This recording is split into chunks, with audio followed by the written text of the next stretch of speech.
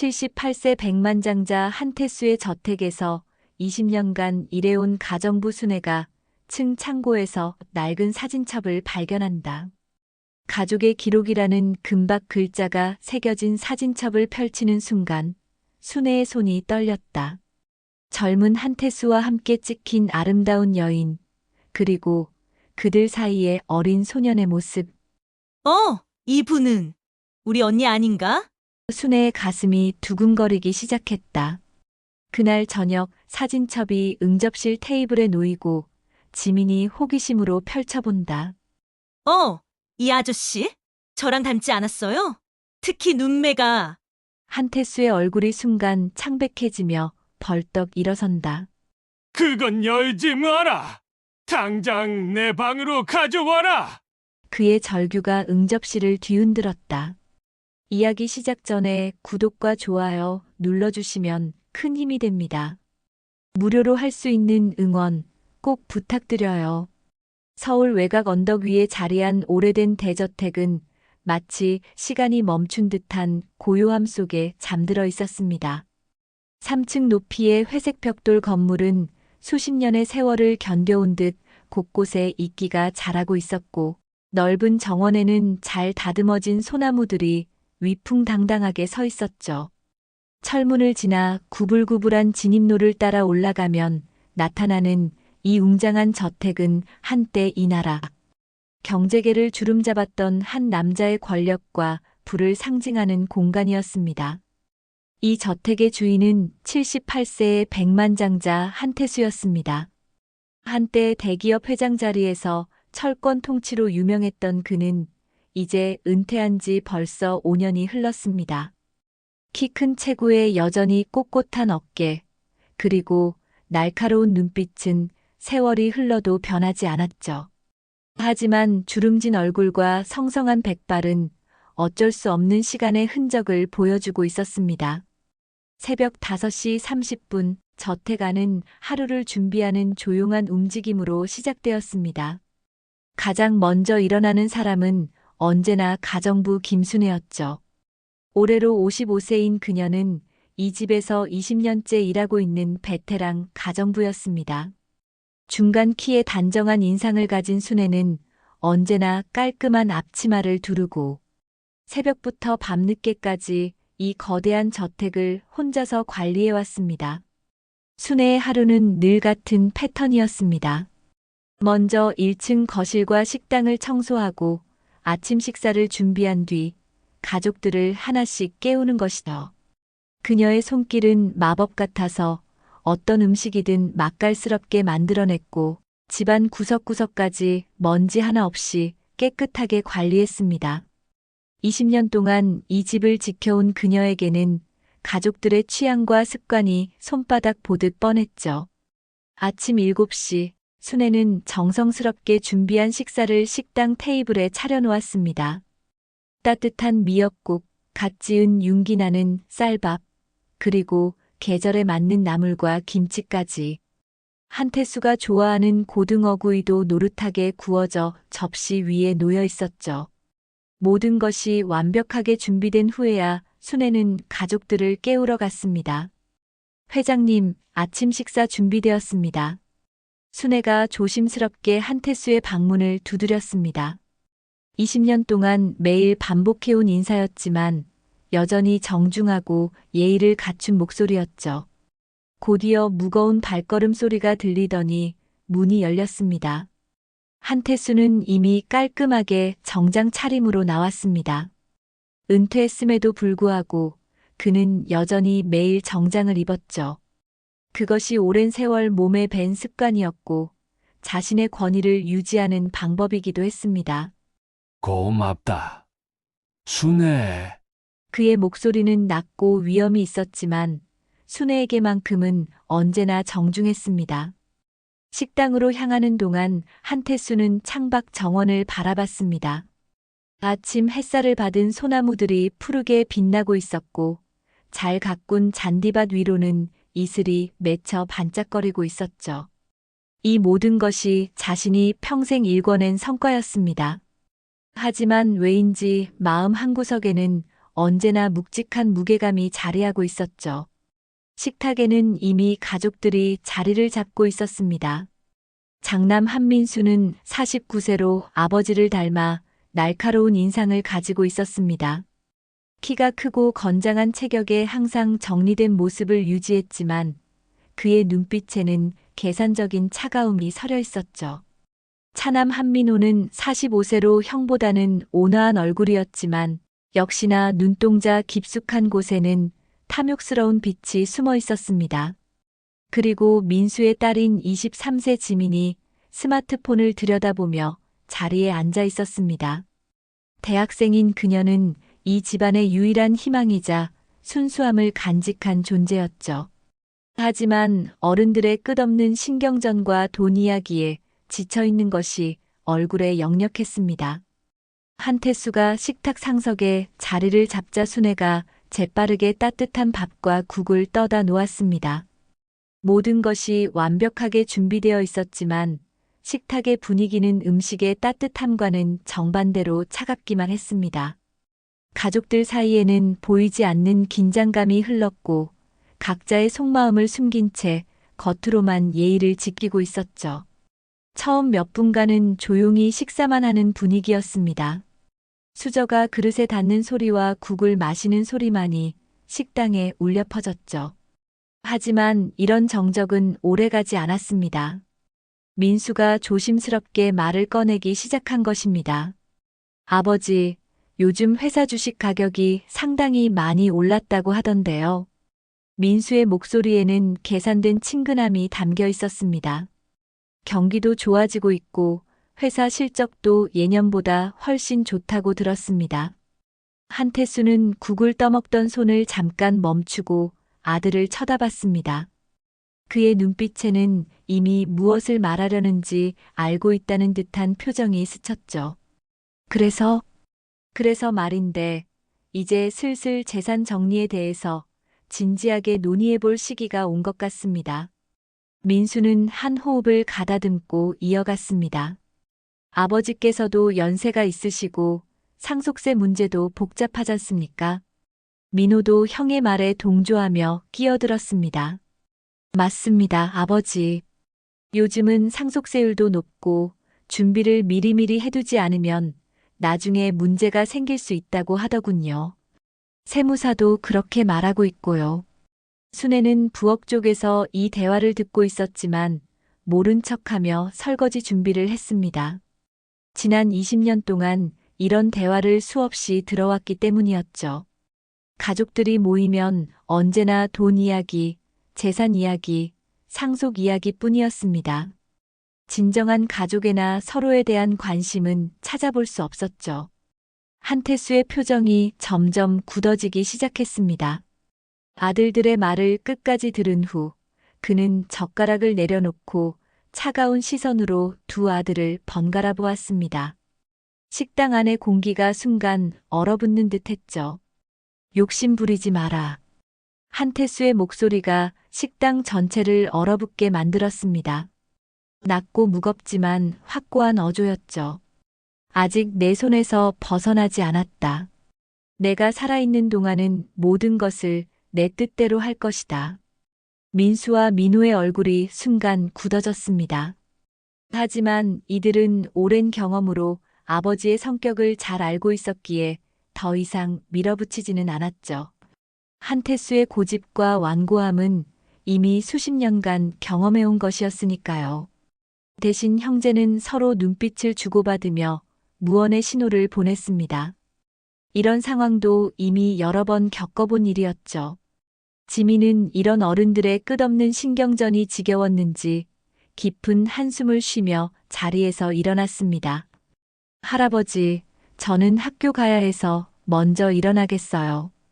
그녀의 목소리에는 이 집안 분위기에 대한 깊은 피로감이 묻어 있었죠. 한태수는 손녀를 보며 잠시 표정이 부드러워졌습니다. 이 차가운 집안에서 지민만큼은 그에게 유일한 위안이자 따뜻함을 주는 존재였죠. 그래, 조심해서 다녀와라. 공부에만 집중하고 어른들 걱정은 하지 마라. 지민이 나간 후 식탁은 다시 무거운 침묵에 잠겼습니다. 민수와 민호는 각자의 복잡한 생각에 잠긴 채 남은 밥을 먹었고, 한태수는 다시 신문에 시선을 고정했습니다. 순애만이 조용히 움직이며 빈 그릇들을 치우고 있었죠. 이런 일상이 벌써 몇 년째 반복되고 있었습니다.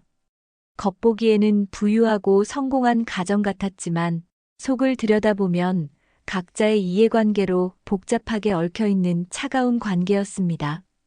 한태수는 자신이 평생에 걸쳐 쌓아 올린 재산을 끝까지 지키려 했고, 아들들은 그 재산을 물려받기 위해 아버지의 눈치를 보며 살아가고 있었죠. 순애는 이 모든 것을 지켜보며 마음이 무거웠습니다. 20년 동안 이 가족을 돌보며 살아왔지만 진정한 가족의 사랑이나 따뜻함을 목격한 적이 거의 없었거든요. 그저 돈과 권력, 그리고 상속이라는 차가운 단어들만이 이 집안의 모든 대화와 관계를 지배하고 있었습니다. 순애는 설거지를 하며 혼자만의 한숨을 내쉬었습니다. 식사를 마친 가족들이 각자의 일상으로 돌아간 후 저택 안은 다시 고요해졌습니다. 한태수는 서재로 향했고 민수와 민호는 각각 회사 일로 외출했죠. 순애만이 홀로 남아 설거지와 청소를 시작했습니다. 이것이 그녀의 일상이었고 20년 동안 변하지 않은 루틴이었죠. 오전 10시쯤 순애는 평소보다 일찍 3층 창고 정리에 나섰습니다.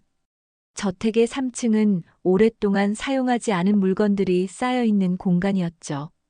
먼지투성이 상자들과 오래된 가구들, 그리고 한태수의 젊은 시절부터 모아온 각종 서류와 물건들이 무질서하게 놓여 있었습니다. 순애는 이 공간을 정리하는 것을 미루고 미뤄왔는데 오늘에야 마침내 중요한 결심을 내린 것이었습니다. 이렇게 먼지만 쌓아두면 안 되지. 순애는 혼잣말을 하며 고무장갑을 끼고 작업을 시작했습니다. 상자 하나하나를 열어보며 필요한 것과 버릴 것을 분류해 나갔죠. 대부분은 오래된 서류나 회사 관련 자료들이었습니다. 그런데 구석진 곳에 놓인 작은 나무 상자가 그녀의 시선을 끌었습니다. 다른 상자들과 달리 이 상자는 정성스럽게 만들어진 것 같았습니다. 단단한 참나무로 만들어졌고 작은 자물쇠까지 달려 있었죠. 하지만 세월이 흘러 자물쇠는 이미 녹슬어 있었고 순애가 살짝 건드리자 쉽게 열렸습니다. 회장님도 이런 걸 보관하고 계셨구나. 순애는 조심스럽게 상자를 열었습니다. 상자 안에는 낡은 사진첩 한 권이 들어 있었습니다. 겉표지는 고급 가죽으로 만들어졌고 금박으로 가족의 기록이라는 글자가 새겨져 있었죠. 사진첩 자체는 상당히 오래된 것 같았지만 보관 상태는 양호했습니다. 마치 누군가가 아주 소중하게 간직해온 물건 같았죠. 순애는 호기심과 함께 약간의 죄책감을 느끼며 사진첩을 펼쳤습니다. 첫 장에는 젊은 시절의 한태수가 나와 있었습니다. 지금의 늙고 완고한 모습과는 전혀 다른 활기차고 희망에 찬 청년의 모습이었죠. 그는 양복을 단정하게 차려입고 환하게 웃고 있었습니다. 회장님도 이런 때가 있으셨구나. 순애는 작게 미소를 지었습니다. 페이지를 넘기며 계속 보던 순애의 손이 갑자기 멈췄습니다. 한 장의 사진이 그녀의 시선을 사로잡은 것입니다. 젊은 한태수 옆에 서 있는 한 여인의 모습. 그녀는 아름다운 한복을 입고 있었고 태수를 바라보는 눈빛에는 깊은 사랑이 담겨 있었습니다. 그런데 그 여인의 얼굴이 순애에게는 낯익었습니다. 이분은... 순애의 목소리가 떨렸습니다. 사진 속 여인의 모습을 자세히 들여다보니 확신이 서기 시작했죠. 바로 자신의 언니 김순옥의 젊은 시절 모습이었습니다. 순옥은 순애보다 5살 위였고 15년 전에 세상을 떠났죠. 하지만 왜 언니가 한태수와 함께 찍힌 사진이 있는 것일까요? 더욱 놀라운 것은 그 다음 페이지였습니다. 한태수와 순옥, 그리고 그들 사이에 서 있는 어린 소년의 모습이 있었던 것입니다. 소년은 대여섯 살 정도로 보였고 한태수와 닮은 눈매를 가지고 있었습니다. 순애의 가슴이 두근거리기 시작했습니다. 이 아이는 누구일까요? 그리고 왜 언니와 한태수, 그리고 이 아이가 함께 찍힌 사진이 있는 것일까요? 순애는 더 페이지를 넘겨봤습니다. 소년이 조금 더 자란 모습, 순옥이 아이를 안고 있는 모습, 그리고 한태수가 아이의 손을 잡고 걸어가는 모습까지. 분명 평범한 가족 사진들이었습니다. 하지만 순애는 언니로부터 이런 이야기를 들어본 적이 없었죠. 언니가 회장님과 순애의 목소리는 점점 작아졌습니다. 갑자기 떠오르는 기억이 있었거든요. 언니 순옥이 젊은 시절 갑자기 서울로 올라갔던 일, 그리고 몇 년 후 혼자서 고향으로 내려와서는 평생 결혼하지 않고 혼자 살았던 일. 그때 언니는 무슨 일이 있었냐고 물어봐도 절대 말하지 않았었죠. 사진첩을 더 넘기자 마지막 페이지에서 순애는 결정적인 증거를 발견했습니다. 한태수와 순옥의 혼인신고서, 사본이 끼워져 있었던 것입니다. 비록 오래되고 누렇게 바랜 종이었지만 분명히 두 사람의 이름이 적혀 있었고 날짜는 1975년 5월이었습니다. 순애는 충격으로 사진첩을 떨어뜨릴 뻔했죠. 이게 대체 무슨... 순애는 혼란스러웠습니다. 언니가 한태수와 결혼했었다는 것입니까? 그럼 그 아이는 한태수의 아들이라는 뜻일까요? 그렇다면 민수와 민호에게는 형이 있다는 이야기가 아닙니까? 순애의 머릿속이 복잡해지기 시작했습니다. 더 자세히 살펴보니 혼인신고서 뒷면에는 손으로 쓴 메모가 있었습니다. 태수야, 아이만큼은 잘 부탁해. 사랑했어. 분명 순옥의 글씨였습니다. 순애는 언니의 필체를 누구보다 잘 알고 있었거든요. 이 메모를 보는 순간 순애의 가슴이 미어졌습니다. 언니가 평생 숨겨온 비밀이 이런 것이었다니요. 순애는 사진첩을 들고 한참을 그 자리에 서 있었습니다. 이것을 어떻게 해야 할지 갈피를 잡을 수 없었거든요. 한태수에게 직접 물어봐야 할까요? 아니면 모른 척하고 다시 상자 안에 넣어둬야 할까요? 하지만 이미 본 것을 없었던 일로 할 수는 없었습니다. 그때 아래층에서 현관문 여는 소리가 들렸습니다. 민수가 회사 일을 마치고 돌아온 것 같았죠. 순애는 급하게 사진첩을 들고 3층에서 내려왔습니다. 마음은 복잡했지만 일단 평소처럼 행동해야 한다고 생각했죠. 하지만 순애의 손에 들린 낡은 사진첩은 마치 시한폭탄 같았습니다. 이것이 이 집안에 어떤 파장을 가져올지 아무도 예상할 수 없었거든요. 순애는 사진첩을 응접실 테이블 위에 조심스럽게 내려놓았습니다. 마치 우연히 발견한 것처럼 자연스럽게 말이죠. 저녁 시간이 되자 가족들이 하나둘씩 저택으로 돌아왔습니다. 민호도 외출해서 돌아왔고 지민도 학교에서 집으로 왔죠. 순애는 저녁 식사를 준비하면서도 계속 응접실의 사진첩이 신경 쓰였습니다. 과연 누군가 그것을 발견하게 될까요? 그리고 그때는 무슨 일이 벌어질까요? 한태수는 서재에서 나와 응접실로 향했습니다. 저녁 뉴스를 보는 것이 그의 일과였거든요. 하지만 소파에 앉으려던 그의 시선이 테이블 위의 사진첩에 머물렀습니다. 순간 그의 얼굴이 창백해졌죠. 저것은 분명 자신이 오래전에 숨겨둔 것이었는데 어떻게 여기에 있는 것일까요? 하지만 한태수가 사진첩에 손을 뻗기 전에 지민이 먼저 응접실로 들어왔습니다. 할아버지, 저녁 식사 준비됐다고. 지민의 말이 사진첩을 보는 순간 끊어졌습니다. 호기심 많은 23살 대학생에게 낡은 사진첩은 충분히 흥미로운 물건이었거든요. 할아버지, 이거 뭐예요? 지민은 호기심에 가득 찬 눈으로 테이블 위에 낡은 사진첩을 가리켰습니다. 한태수는 손녀의 말에 깜짝 놀라며 고개를 돌렸죠. 그의 시선이 사진첩에 닿는 순간 얼굴이 급격히 창백해졌습니다. 저것은 분명 자신이 수십 년 전에 깊숙이 숨겨둔 것이었는데 어떻게 여기에 나와 있는 것일까요? 그건 한태수가 말을 시작하려던 순간 지민은 이미 사진첩을 집어들었습니다. 젊은이의 빠른 움직임을 늙은 할아버지가 막을 수는 없었죠. 우와, 진짜 오래된 사진첩이네요. 할아버지 젊었을 때 모습도 있을까요? 한태수는 급하게 손을 뻗으며 말했습니다. 지민아, 그건 중요한 게 아니니까 내려놓거라. 하지만 그의 당황스러운 반응은 오히려 지민의 호기심을 더욱 자극했습니다. 평소 무뚝뚝하고 침착한 할아버지가 이렇게 당황하는 모습을 본 적이 없었거든요. 잠깐만요, 할아버지. 정말 예쁘게 만들어진 사진첩이네요. 지민은 사진첩에 금박 글자를 쓰다듬으며 말했습니다. 가족의 기록이라고 쓰여 있어요. 우리 가족 옛날 사진들인가 봐요. 그때 마침 민수와 민호가 응접실로 들어왔습니다. 저녁 식사 시간이 되어 순애가 부른 것이죠. 아버지, 뭔가 심각한 얘기를 하고 계신 것 같은데요. 민수가 아버지와 딸의 긴장된 분위기를 감지하며 물었습니다. 아, 아빠. 할아버지가 숨겨두신 사진첩을 찾았어요.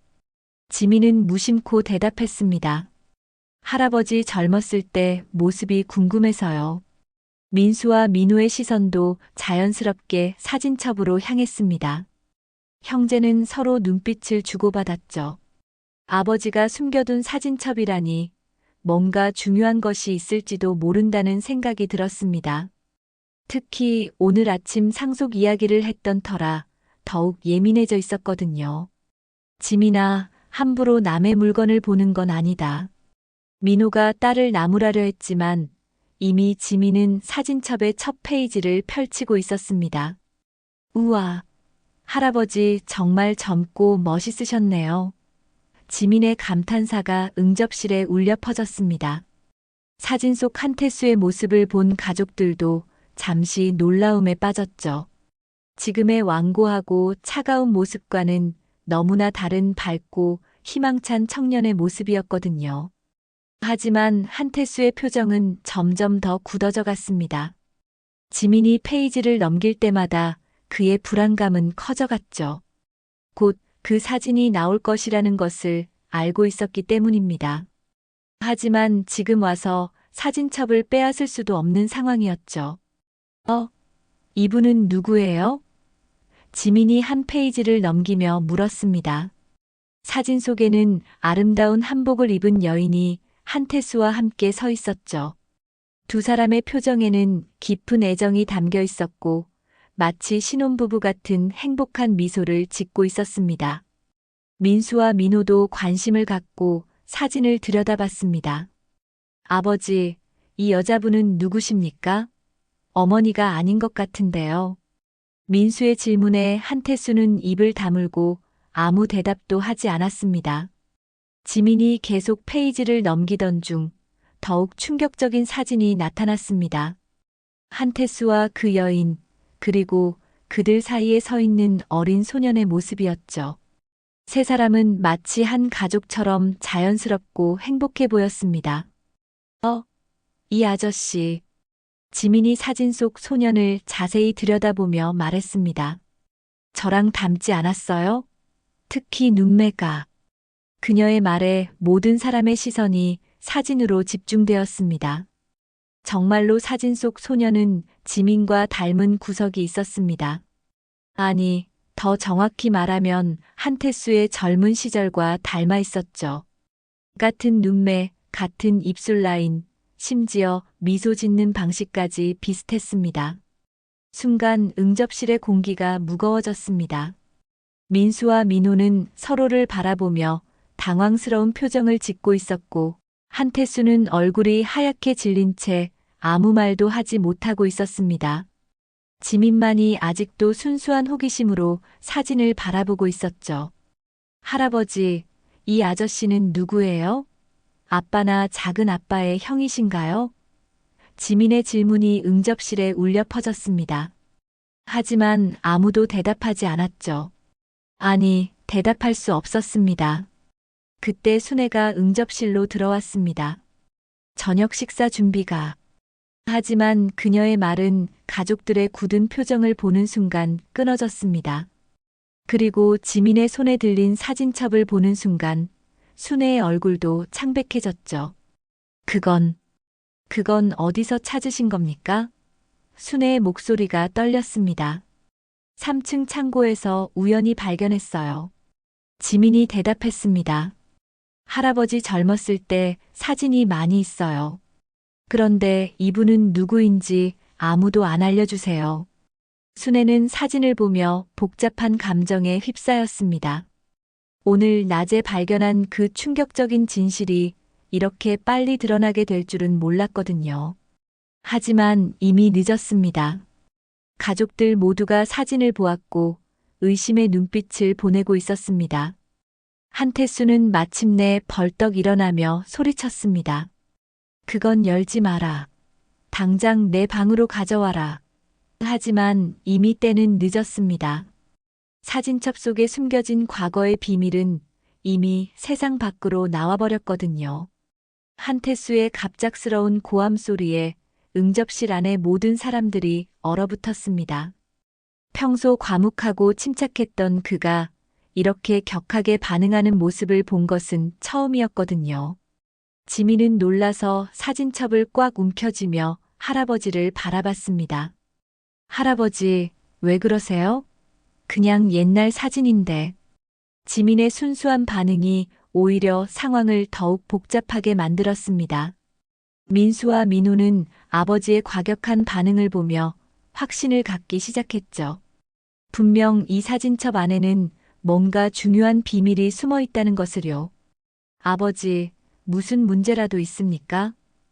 민수가 날카로운 시선으로 물었습니다. 단순한 옛날 사진이라면 왜 이렇게 반응하시는 거죠? 한태수는 가슴이 두근거렸습니다. 수십 년 동안 철저히 숨겨온 비밀이 이렇게 갑작스럽게 드러날 줄은 꿈에도 생각하지 못했거든요. 그는 진정하려고 노력하며 목소리를 낮췄습니다. 별거 아니다. 그냥 옛날 일이니까 굳이 볼 필요 없다는 거다. 하지만 그의 설명은 오히려 가족들의 의욕만 키울 뿐이었습니다. 민호도 사진첩 쪽으로 다가가며 말했습니다. 아버지가 그렇게 감추고 싶어 하신다면 더욱 궁금해지는데요. 우리가 몰라야 할 가족사가 있는 건가요? 지민은 여전히 사진첩을 들고 있으면서 페이지를 넘기고 있었습니다. 정말 신기해요. 할아버지 젊었을 때는 정말 다르셨네요. 그런데 이 아저씨, 그녀가 어린 소년이 찍힌 사진을 다시 자세히 들여다봤습니다. 정말 우리 가족이랑 닮았어요. 특히 할아버지랑요.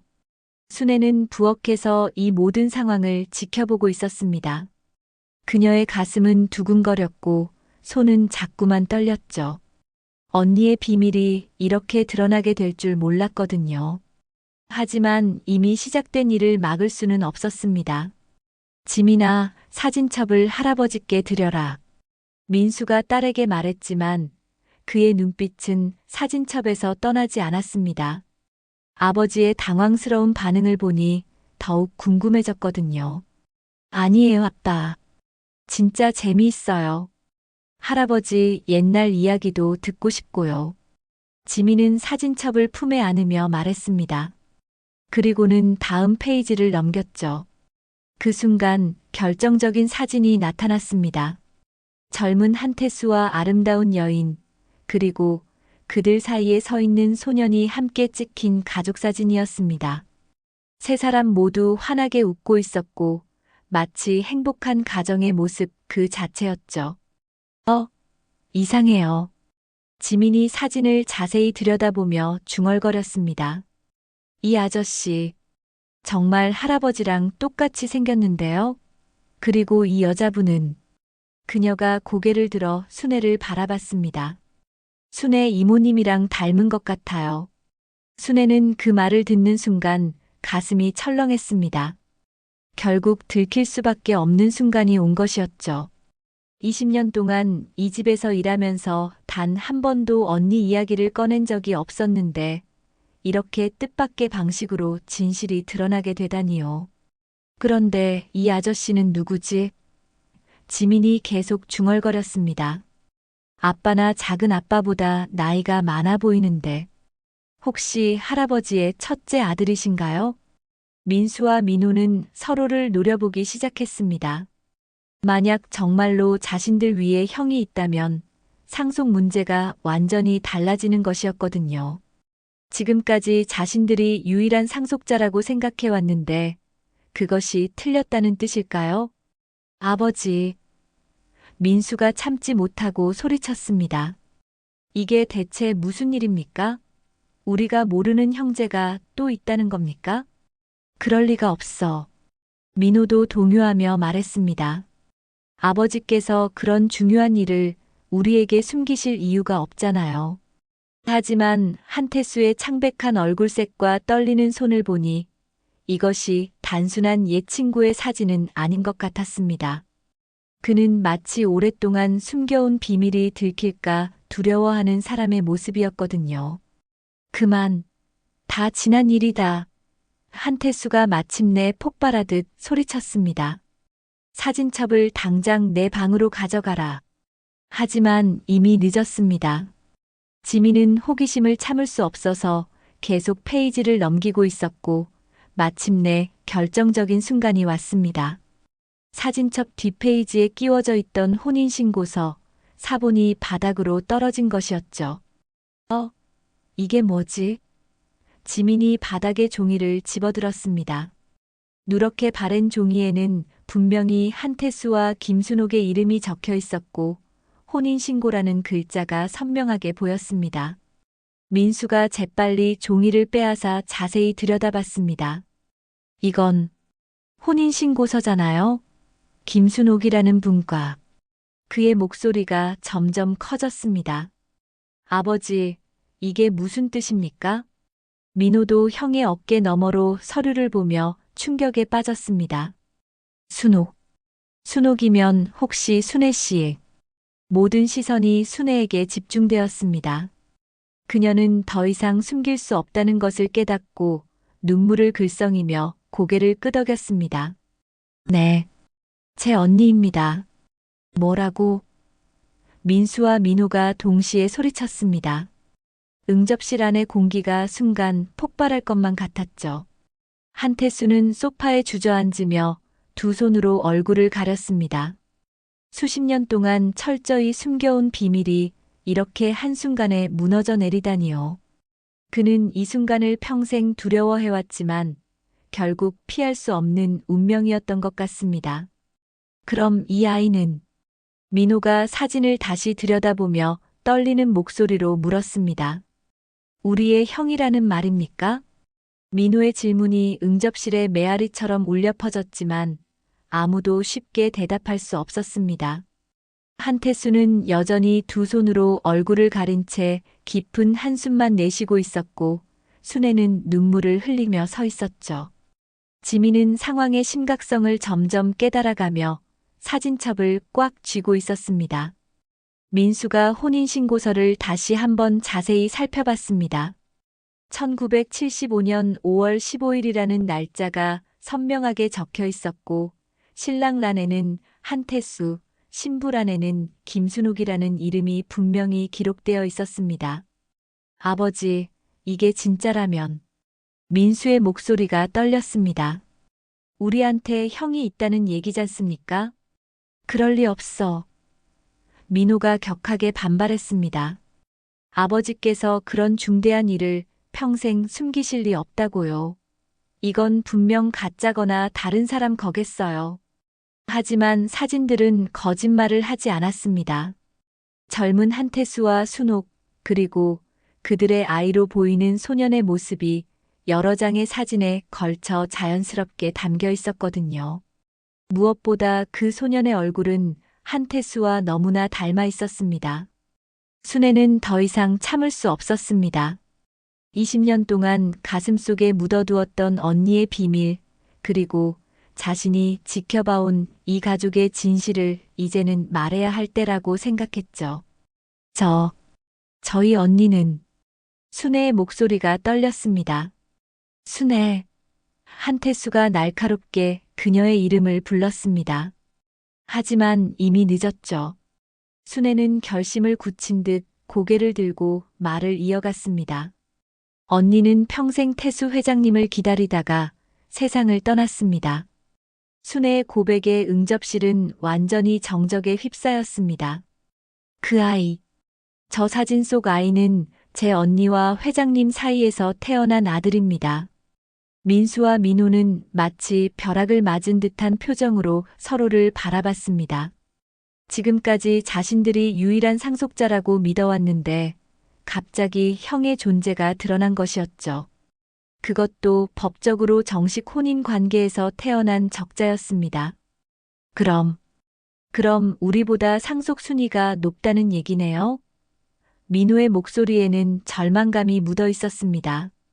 지금까지 우리가 물려받을 거라고 생각했던 재산이. 잠깐. 민수가 손을 들며 소리쳤습니다. 아직 확실하지 않잖아요. 그 사람이 지금 어디 있는지도 모르고 살아있는지도 확실하지 않고. 지민은 어른들의 대화를 듣다가 참지 못하고 끼어들었습니다. 잠깐요. 다들 왜 이렇게 흥분하세요? 가족이 한 명 더 있다면 좋은 일 아닌가요? 제게는 새로운 삼촌이 생기는 거잖아요. 하지만 어른들에게는 전혀 좋은 일이 아니었습니다. 특히 민수와 민호에게는 자신들의 미래가 통째로 바뀔 수 있는 충격적인 사건이었거든요. 수십 년 동안 아버지에게 잘 보이려고 노력해온 것이 사실은 의미 없는 일이었을 수도 있다는 생각이 들었죠. 한태수는 마침내 고개를 들었습니다. 그의 얼굴은 창백했고 눈빛에는 깊은 후회와 고통이 서려 있었습니다. 그만하자. 그의 목소리는 힘없이 떨렸습니다. 그만하긴 무슨. 민수가 화를 내며 소리쳤습니다. 아버지, 우리에게 설명할 의무가 있으세요. 도대체 무슨 일이 있었던 겁니까? 민호도 격하게 반응했습니다. 그래요, 아버지. 우리가 평생 속고 살았다는 말씀이세요? 형이 있다는 걸 왜 숨기셨어요? 한태수는 깊은 한숨을 내쉬며 말했습니다. 순옥은 내가 젊었을 때 정말 사랑했던 여자였다. 하지만 집안에서 결혼을 허락하지 않았어. 왜요? 지민이 순수한 호기심으로 물었습니다. 신분이 다르다는 이유였다. 한태수의 목소리에는 오랜 한이 서려 있었습니다. 순옥은 가난한 집딸이었고 우리 집안에서는 재벌가 딸과의 결혼을 원했지. 하지만 나는 순옥을 포기할 수 없었어. 순애가 눈물을 흘리며 말했습니다. 그래서 몰래 혼인신고를 하셨던 거군요. 언니가 임신했을 때 말이에요. 그런데 왜 헤어지셨어요? 지민의 질문에 한태수는 더욱 괴로워했습니다. 집안의 압력을 이길 수 없었다. 아버지께서 사업을 완전히 망하게 하겠다고 위협하셨어. 그때는 어렸고 겁이 났던 거다. 한태수는 자신의 과거를 고백하며 고개를 떨궜습니다. 민수가 냉소적으로 웃으며 말했습니다. 결국 돈 때문이었다는 거네요. 사랑보다 돈을 택하신 거죠? 그렇게 단순하지 않았어. 한태수가 소리쳤습니다. 당시에는 가족 전체의 생계가 걸린 문제였다고. 그때 순애가 떨리는 목소리로 말했습니다. 언니는 회장님이 언젠가는 돌아올 거라고 믿으며 평생을 혼자 살았습니다. 아이를 키우면서도 절대 다른 남자를 만나지 않았어요. 그 아이는 지금 어디 있습니까? 민호가 다급하게 물었습니다. 순애는 잠시 망설이다가 대답했습니다. 현준이는 현재 부산에서 작은 사업을 하고 있습니다.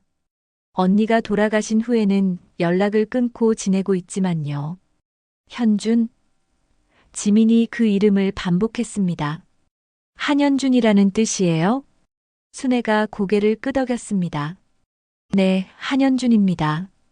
올해 45살이고 결혼해서 아이 둘이 있어요.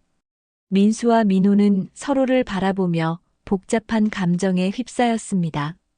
갑자기 나타난 형의 존재, 그리고 그에게 딸린 가족들까지. 상속 문제가 단순히 형제간의 문제가 아니라 더 복잡한 상황이 된 것이었죠.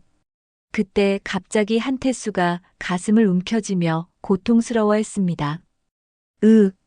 숨겨온 비밀이 드러나는 충격과 가족들의 날선 반응이 그의 심장에 무리를 준 것이었습니다. 할아버지. 지민이 놀라서 달려갔지만 한태수는 이미 소파에서 미끄러져 내려앉고 있었습니다. 그의 입에서는 선홍빛 피가 흘러나오고 있었죠. 아버지. 민수와 민호가 동시에 소리치며 달려갔지만 한태수는 의식을 잃고 쓰러지고 말았습니다. 119에 신고해. 민수가 다급하게 소리치며 쓰러진 아버지 곁으로 달려갔습니다. 한태수는 의식을 잃은 채 입에서 피를 흘리고 있었고 얼굴은 창백하기 그지없었죠. 순애는 재빠르게 전화를 걸었고 지민은 울음을 터뜨리며 할아버지의 손을 잡았습니다. 할아버지, 정신 차리세요. 지민의 울음소리가 응접실에 울려 퍼졌습니다. 하지만 한태수는 반응이 없었죠. 수십 년 동안 숨겨온 비밀이 한순간에 드러나는 충격이 그의 약한 심장에 치명적인 타격을 준 것 같았습니다.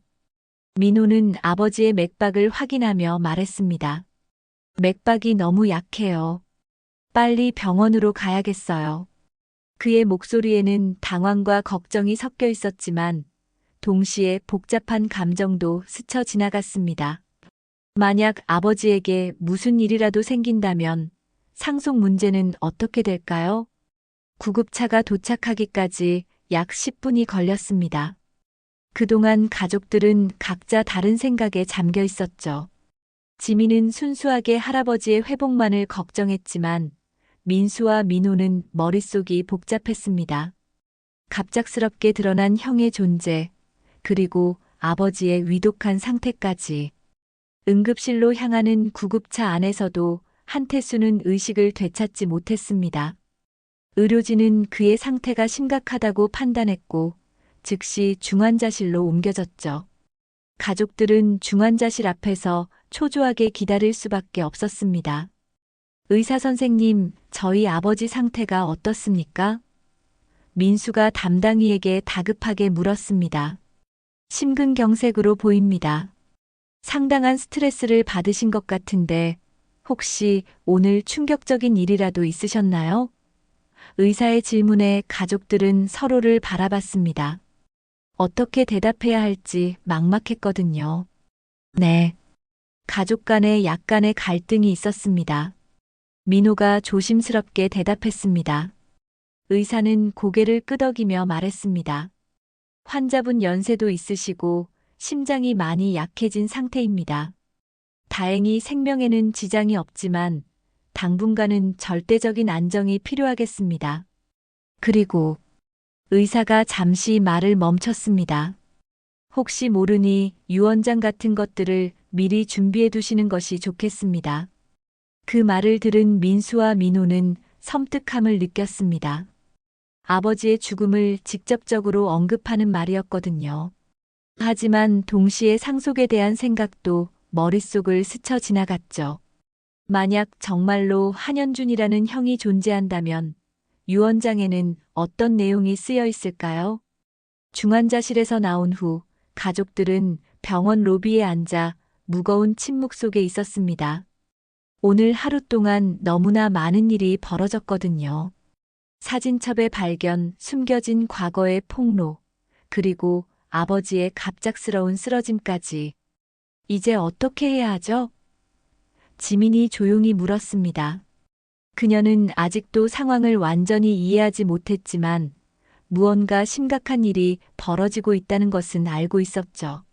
민수가 깊은 한숨을 내쉬며 말했습니다.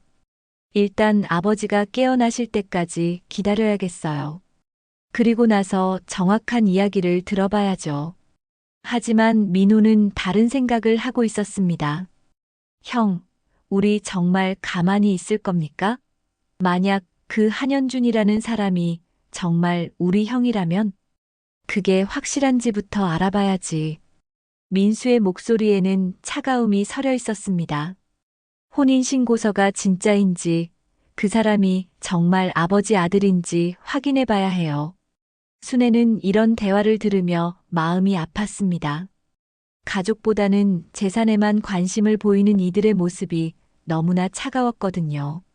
현준이는 좋은 아이예요. 순애가 조용히 말했습니다. 언니가 혼자서 키우느라 고생이 많았지만 착하고 성실하게 자랐습니다.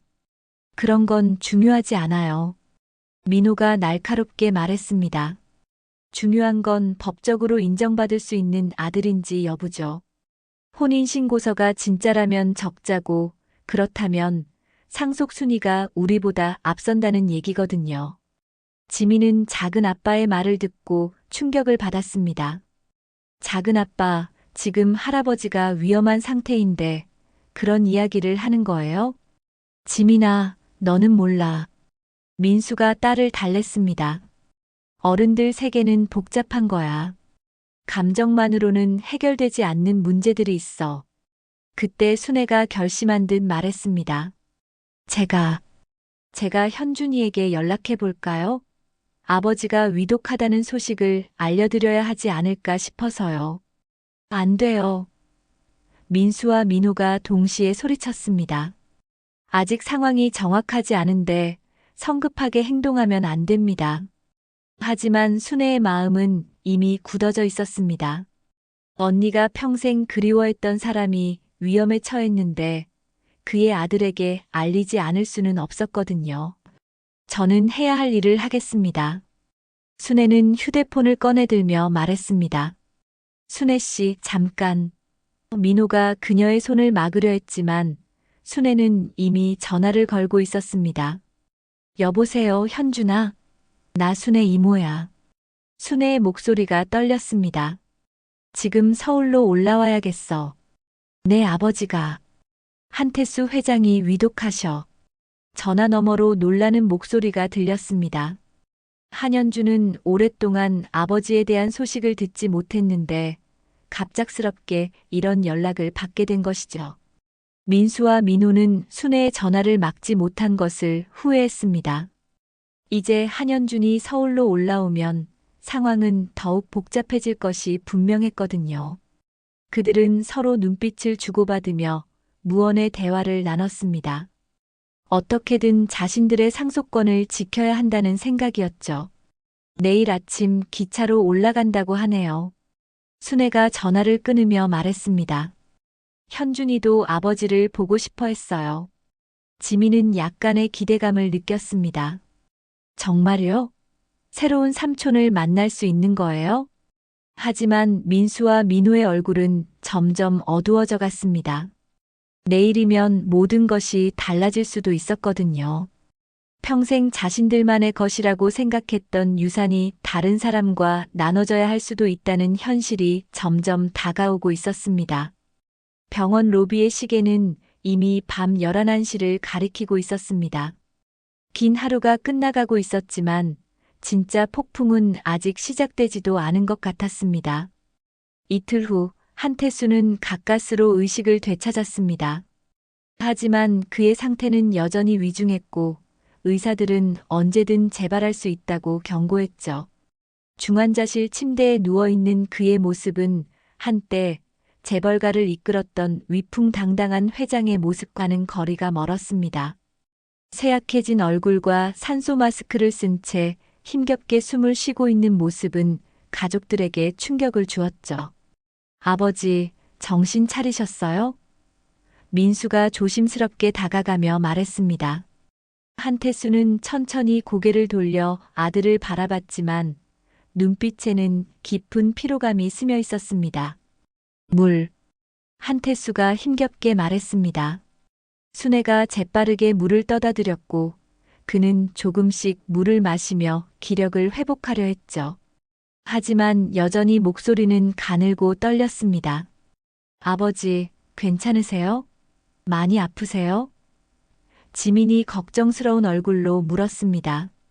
한태수는 손녀를 보며 약한 미소를 지으려 했지만 그마저도 힘들어 보였죠. 그때 병실 문이 열리며 한 남자가 들어왔습니다.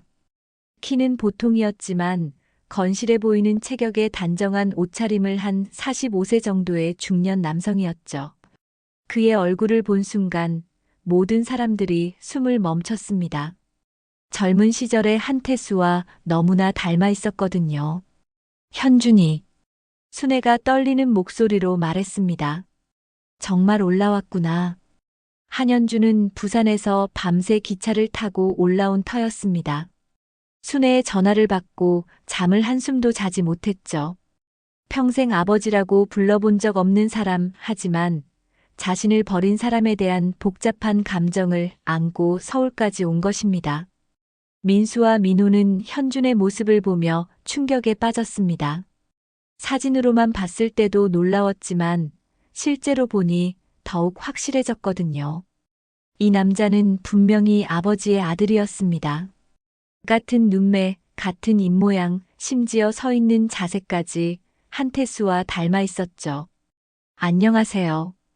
현준이 어색하게 인사했습니다. 그의 목소리도 한태수와 비슷한 톤이었죠. 저는 한현준입니다. 이모 말을 듣고 급히 올라왔는데 한태수는 침대에서 현준을 바라보며 복잡한 감정에 휩싸였습니다. 45년 만에 보는 자신의 첫째 아들. 그동안 얼마나 그리워했는지, 그리고 동시에 얼마나 두려워했는지 모를 일이었죠. 현준아. 한태수의 목소리가 떨렸습니다. 아버지라고 부르기는 힘들 것 같습니다. 현준의 목소리에는 차가움이 서려 있었습니다. 평생 한 번도 아버지 노릇을 해주신 적이 없으니까요. 그 말에 병실 안의 분위기가 얼어붙었습니다. 민수와 민호는 현준의 당당한 태도에 당황했고, 지민은 어른들 사이의 복잡한 감정을 이해하지 못하겠다는 표정이었죠. 현준아, 아버지께서 지금 많이 아프셔. 순애가 중재하려 했지만 현준의 마음은 쉽게 풀리지 않았습니다. 어머니가 돌아가실 때도 연락 한 번 안 하셨죠. 현준의 목소리가 점점 커졌습니다. 45년 동안 단 한 번도 안부를 묻지 않으셨으면서 이제 와서 아들이라고 부르시겠다는 겁니까? 한태수는 현준의 말에 대답할 수 없었습니다. 모든 것이 사실이었거든요. 그는 순옥과 헤어진 후 다시는 그들을 찾지 않았고 현준이 어떻게 자라는지도 관심을 갖지 않았습니다. 오직 자신의 안위와 사업에만 집중했죠. 그런데 왜 지금 저를 부르신 거죠? 현준이 계속 물었습니다. 설마 유산 때문은 아니시겠죠? 민수가 참지 못하고 끼어들었습니다. 잠깐, 당신이 정말 우리 아버지 아들이라는 증거가 있나요? 혼인신고서 같은 건 얼마든지 위조할 수 있잖아요. 현주는 가방에서 서류 봉투를 꺼내며 말했습니다. 저도 그럴 줄 알고 준비해왔습니다. 그는 출생신고서, 가족관계증명서, 그리고 어머니가 남긴 편지들을 테이블 위에 놓았죠. 모든 서류가 다 있습니다. 법적으로도 완벽하게 인정받을 수 있는 자료들이에요. 민호가 서류들을 급히 확인해 봤지만 모든 것이 완벽했습니다. 한현주는 분명히 한태수의 적자였고 상속 순위로는 민수와 민호보다 앞선다는 것이 명확했죠. 그때 담당의가 병실로 들어왔습니다. 죄송하지만 환자분께서 너무 흥분하시면 안 됩니다. 심장에 무리가 갈 수 있어요. 하지만 한태수는 의사의 말을 무시하고 현준에게 말했습니다. 현준아, 아버지가 잘못했다. 용서해달라. 현준은 그 말을 듣고 잠시 망설였습니다. 평생 듣고 싶었던 사과였지만 이제 와서 들으니 허무하기만 했거든요. 용서는 쉽지 않을 것 같습니다. 어머니가 평생 고생하며 저를 키우셨는데 그때는 어디 계셨죠? 한태수의 눈에서 눈물이 흘러내렸습니다. 미안하다, 정말 미안하다. 아버지가 겁쟁이였다. 돈과 권력을 잃을까봐 두려워서 너희를 버렸다. 그런 사과를 지금 들어서 뭘 하겠습니까? 현준의 목소리에는 깊은 상처가 묻어 있었습니다. 이미 늦었어요. 어머니도 돌아가셨고 저도 이제 중년이 되었는데요. 민수가 더 이상 참지 못하고 말했습니다. 좋습니다. 당신이 우리 형이라는 걸 인정하죠. 그런데 이제 와서 뭘 원하는 겁니까? 재산 분할이라도 요구하실 건가요? 현주는 민수를 차갑게 바라보며 대답했습니다. 재산요? 저는 이미 부산에서 제 사업을 하고 있습니다. 그렇게 큰 돈은 아니지만 가족들과 행복하게 살 만큼은 벌고 있어요. 그럼 뭘 원하는 거냐고요? 민호가 화를 내며 소리쳤습니다. 현주는 잠시 침묵했다가 말했습니다. 진심 어린 사과요. 그리고 어머니에 대한 예의입니다. 평생 아버지만 기다리다 돌아가신 제 어머니에게 말이에요. 한태수는 더욱 괴로워하며 말했습니다. 순옥이에게 정말 미안하다. 평생 후회하며 살았다.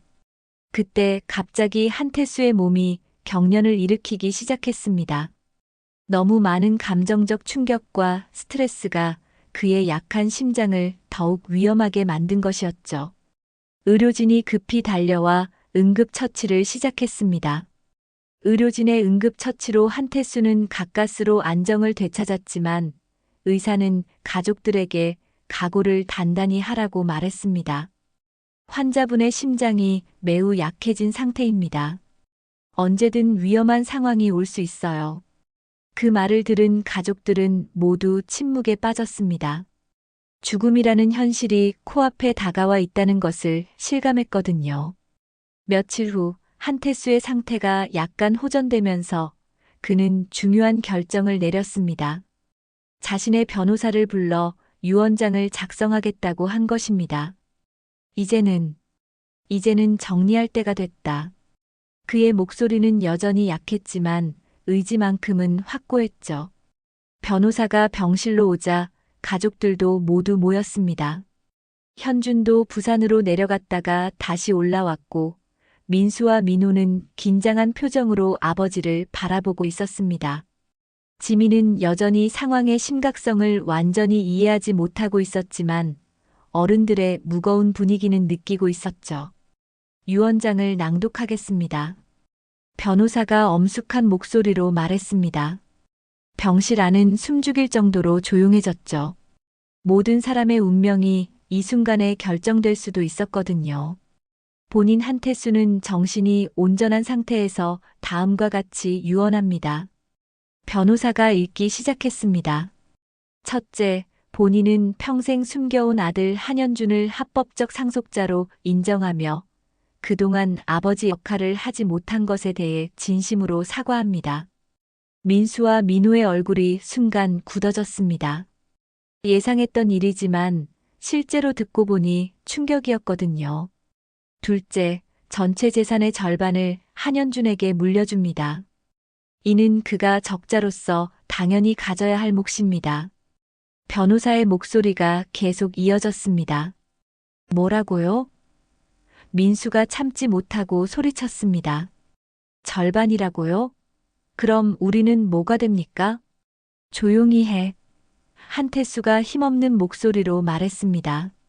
아직 끝나지 않았어. 변호사가 계속 읽었습니다. 셋째, 나머지 절반은 한민수와 한민호가 동등하게 분할합니다.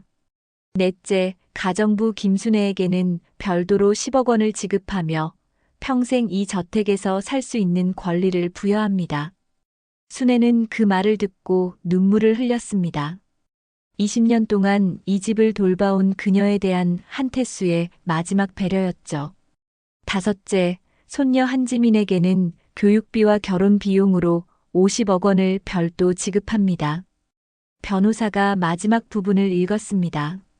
지민은 깜짝 놀라며 말했습니다. 할아버지, 저한테 그렇게 많은 돈은 필요 없어요. 그냥 건강하게 오래 사세요. 하지만 민수와 민호는 분노로 가득 찼습니다. 평생 아버지를 모셔온 자신들보다 한 번도 본 적 없는 형이 더 많은 재산을 가져간다는 것이 받아들여지지 않았거든요. 아버지, 이건 너무 불공평하지 않습니까? 민호가 격하게 항의했습니다. 우리가 평생 아버지를 모셔왔는데 갑자기 나타난 사람이 절반을 가져간다는 게 말이 됩니까? 현주는 오히려 당황하며 말했습니다. 저는 그렇게 많은 돈을 원하지 않습니다. 제가 필요한 건 돈이 아니라 진심 어린 사과였어요. 하지만 한태수는 확고하게 말했습니다. 이건 내 결정이다. 현준이는 내 첫째 아들이고 법적으로도 가장 많은 상속권을 가지고 있어. 오히려 절반도 적은 거다. 민수가 냉소적으로 웃으며 말했습니다. 결국 돈으로 죄책감을 덜려는 거군요. 45년 동안 방치해놓고 이제 와서 돈으로 해결하려고 하시는 거죠? 그렇게 생각한다면 할 수 없다. 한태수의 목소리에는 깊은 슬픔이 묻어 있었습니다. 하지만 이것이 내가 할 수 있는 최선이다. 현주는 잠시 생각하다가 말했습니다. 절반은 너무 많습니다. 저는 4분의 1만 받겠습니다. 나머지는 두 동생들이 나눠 가지세요. 그 말에 모든 사람이 놀랐습니다. 자신의 권리를 스스로 포기한다는 것이었거든요. 현준아, 한태수가 감격하며 말했습니다. 너는 정말 착한 아이구나. 어머니를 닮았어. 민수와 민호도 현준의 모습에 약간 마음이 누그러졌습니다. 자신들의 기득권을 빼앗으려는 사람이라고 생각했는데 오히려 양보하는 모습을 보이니 의외였거든요. 지민이 나서서 말했습니다. 현준 삼촌 말이 맞아요. 우리가 서로 미워하면 할아버지가 더 아프실 거예요. 이제는 정말 가족이 되어야 하지 않을까요? 순애도 눈물을 닦으며 말했습니다. 회장님, 이제라도 이렇게 하시니까 언니도 하늘에서 기뻐하실 거예요. 한태수는 가족들을 둘러보며 말했습니다. 내가 평생 저지른 잘못을 다 용서받을 수는 없겠지만 적어도 현준이만큼은 우리 가족으로 받아들여 달라. 그리고 서로 미워하지 말고 도우며 살아라. 현주는 잠시 망설이다가 한태수의 손을 잡았습니다. 완전한 용서는 시간이 걸릴 것 같습니다. 하지만 이제부터 조금씩 가족이 되어보려고 노력하겠습니다. 민수와 민호도 더 이상 반대하지 않았습니다. 현준의 양보와 아버지의 간절한 부탁을 들으니 마음이 조금씩 움직였거든요. 한 달 후 한태수는 가족들이 지켜보는 가운데 평화롭게 세상을 떠났습니다. 그의 마지막 순간은 고통스럽지 않았고 오히려 안도하는 듯한 표정이었죠. 마치 평생의 짐을 내려놓은 것 같았습니다. 장례식에는 많은 사람들이 참석했지만 가장 중요한 것은 가족들이 함께 모여 아버지를 배웅했다는 것이었습니다. 현준도 상복을 입고 조문객들을 맞았고 민수와 민호는 그런 형의 모습을 보며 서서히 마음을 열기 시작했습니다. 장례식이 끝난 후 가족들은 저택 거실에 다시 모였습니다. 이제는 한태수 없는 이 공간이었지만 분위기는 예전보다 훨씬 따뜻했죠. 이제부터 어떻게 해야 할까요? 지민이 물었습니다. 현준이 먼저 말했습니다. 저는 부산으로 돌아가겠습니다. 하지만 가끔씩 서울에 올라와서 가족들을 만나고 싶어요. 민수가 고개를 끄덕이며 말했습니다. 형, 언제든 오세요. 이제는 정말 가족이니까요. 민호도 동의하며 말했습니다. 아버지가 돌아가시기 전에 하신 말씀을 잊지 않겠습니다. 서로 도우며 살겠습니다. 순애는 이 모든 모습을 보며 미소를 지었습니다. 언니도 하늘에서 보고 계실 거예요. 정말 기뻐하실 거예요. 저택의 거실에는 여전히 그 사진첩이 테이블 위에 놓여 있었습니다. 이제는 숨겨야 할 비밀이 아니라 가족의 역사를 간직한 소중한 기록이 되었죠. 비밀은 때로는 아픔을 가져다 주지만 드러난 진실은 결국 치유와 화해의 시작이 될 수 있다는 것을 보여주는 증거였습니다. 해가 저물어가는 저택의 창가로 따뜻한 빛이 스며들어 왔습니다. 오랫동안 차가웠던 이 집에도 마침내 희망의 빛이 스며드는 순간이었습니다. 오늘도 함께 해주셔서 고맙습니다. 영상이 마음에 드셨다면 구독과 좋아요, 알림 설정까지 잊지 마세요. 여러분의 응원이 큰 힘이 됩니다.